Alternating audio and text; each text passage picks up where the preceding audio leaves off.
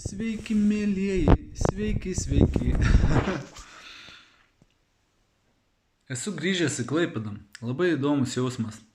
Jau buvau kažkada dalinęsis, kad kai pabūni kaime, pabūni gamtoj kažkur, grįžti į miestą, konkrečiai į butą, betoninį, tai yra toks jausmas, kad grįžti į kalėjimą.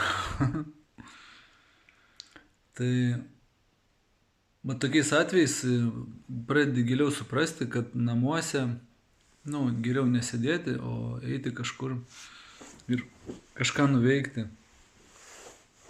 Ar nenuveikti, tiesiog nueiti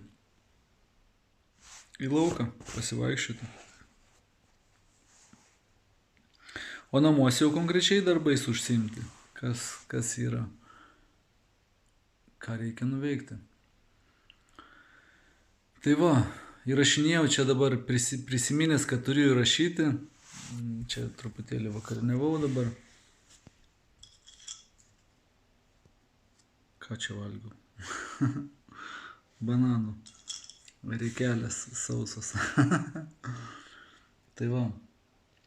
Tai visiems geros kloties, gero gyvenimo, gerų praktikų. Labai palinkėsiu praktikų, kurios duos meditatyviai būsenai atstatyti, prisiminti, kad realiai kiekvienas iš mūsų gali gyventi gyvenimą labai meditacinį, kur kiti ten būna, kur jogos pozicija ir panašiai, bet visą gyvenimą galima taip surėdyti, kad gyvenimas bus tikra meditacija.